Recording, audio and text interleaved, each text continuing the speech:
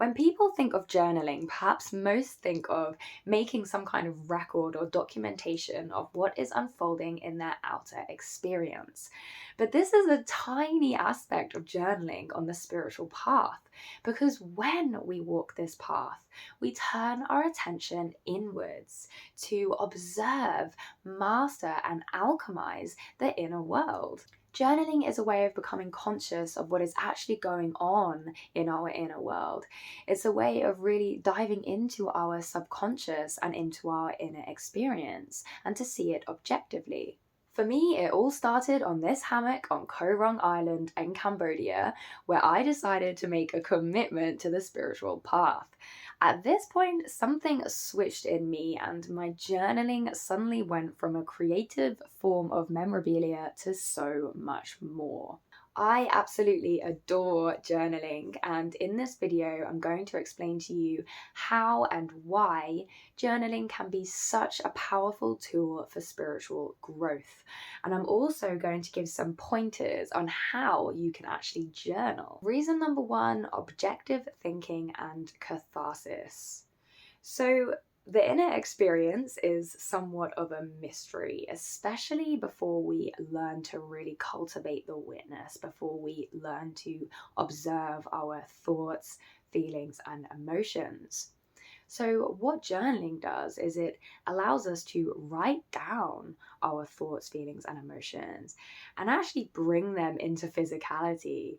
And then at which point we can really sit there as the witness of our internal experience on the paper. So what this does is it firstly allows us to become conscious of what is actually going on inside. And secondly, it allows us to disidentify from the thoughts and the feelings themselves. Often we are entangled, our sense of self is entangled within them. Yet, seeing the thoughts on the paper, we're able to really disidentify from them, and we're able to sometimes see the insanity of them. To see the insanity of our belief systems a lot of the time, and also, our judgmental thinking and things like that. Our the way that we speak to ourselves, our self-talk, actually seeing all that on the paper, we're able to really let go of what the mind is saying and realize it just cannot be trusted. So it can also help us to identify and change the narrative of these unwanted thinking patterns. It can help us to organize our thoughts and to express them.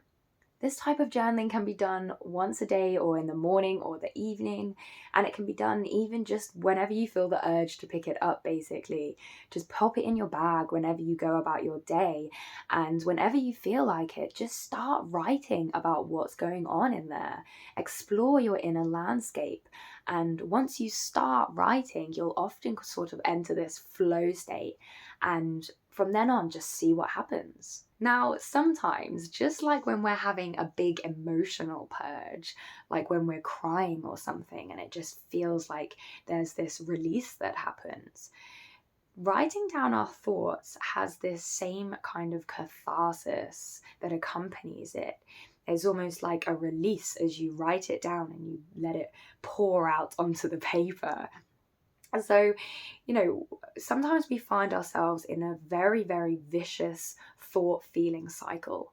So we have a thought, and then it creates a feeling, and then that creates another thought, and then another feeling, and a thought, and a feeling, and a thought. And we're just going round and round in one of these kind of mind attacks and pain body attacks. It's difficult to see clarity actually in this moment. We're really kind of dragged under, we're pulled unconscious.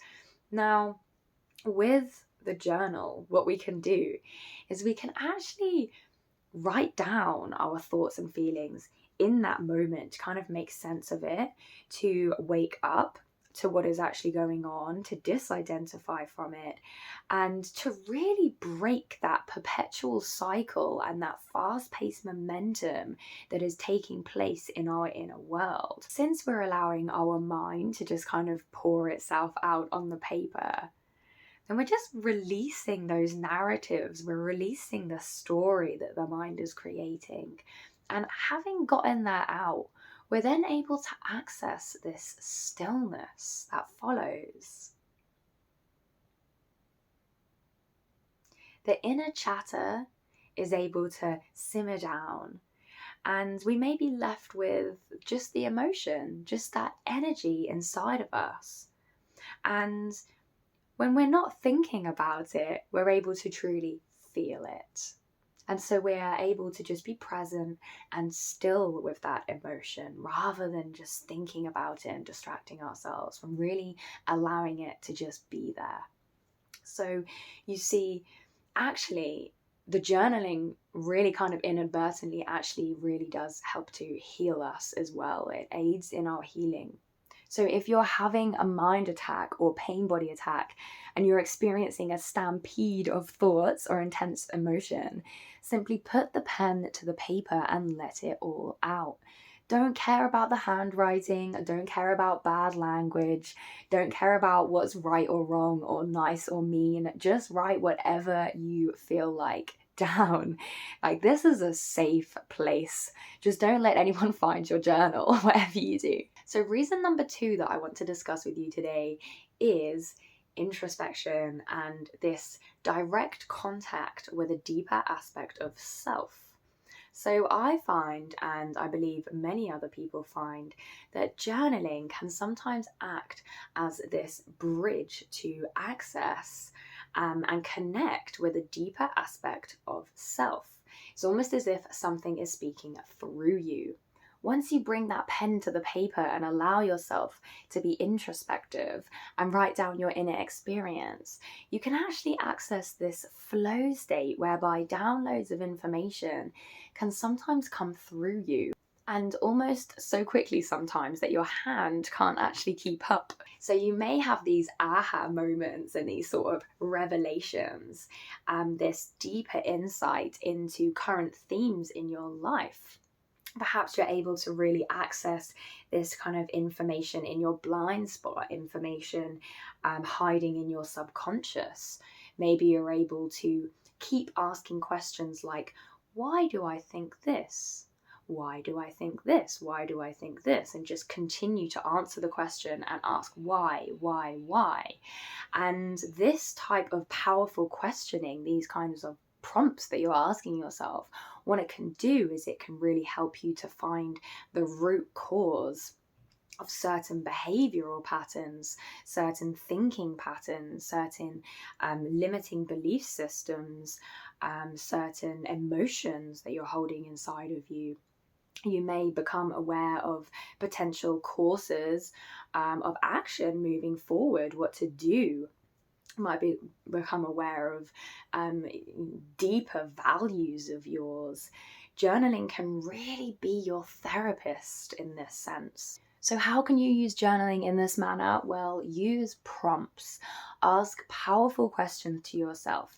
Keep asking why until you get to a root belief or thought that can then be alchemized. You're able to then change that narrative if you so choose. And sometimes simply becoming aware of something through this exercise of questioning is all that is needed, because awareness is the precursor to change. You can ask yourself questions like, what am I feeling right now?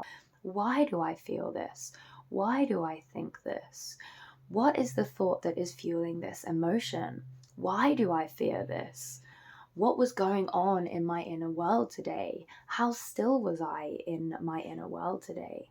Another thing is actually writing letters to people, to spirit, to anyone, anything, basically, and not actually sending the letters, potentially if it's a person, but just using this as a means of letting out what is going on in your internal world and really bringing it into physicality. I must admit, the therapeutic side of journaling has brought me so much comfort over the years. This catharsis that I speak of and this kind of therapeutic aspect of it, it's just brought me so much comfort. And to be completely honest with you, I've fallen asleep in bed, like just cuddling my journal on many occasions, shamelessly. Reason number 3 is future vision and messages. So, if you have a vision or an intention for your future, something that you want to bring into your life to manifest, or maybe a version of yourself that you would like to see, then actually writing this down in the present tense, what you're doing is you are bringing it into the physical dimension and it is manifesting right in front of your eyes. Words hold vibrational frequencies. And we forget this sometimes. When we write them down on the paper, they stay there. So I've written down intentions before and sort of as a kind of documentation of my healing and places that I envision myself being, like in terms of my mental mastery and things like that. And then I've looked back at my journals and been like, oh yeah, I forgot about that. Wow.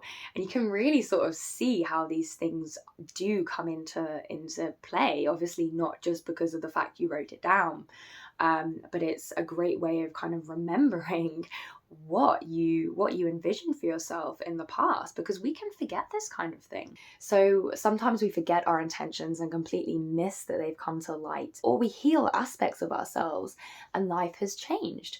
Behavioral patterns, thought patterns, just general experiences that we once upon a time kept manifesting over and over have actually disappeared and we didn't even realize. But the journals remind us, and they act as a powerful tool in actually creating that experience in the first place. If you like to delve into the world of symbolism and synchronicity, perhaps you find that the universe or creation communicates with you through numerology, through song lyrics, through opening a book at a random page, through random people that you meet, or whatever, then once you start collecting journals, then this can act as a powerful tool that can really bring you messages. So if you intuitively feel like just picking up a book, one of your old journals, and opening it at a random page, you may find that you have been given the perfect message at the perfect time. And to be honest with you, it gives me goosebumps sometimes how much I needed to hear this message from myself in the past, in a previous present moment, is bringing me a message in this now moment. I mean, that's so cool. So I hope this inspires you to journal or continue journaling if you're already into that kind of thing. And perhaps journaling's not for you, it's not for everyone. But thank you so much for watching this video. My name's Jasmine. Please like and subscribe, and I look forward to seeing you in the next video. Bye bye bye bye.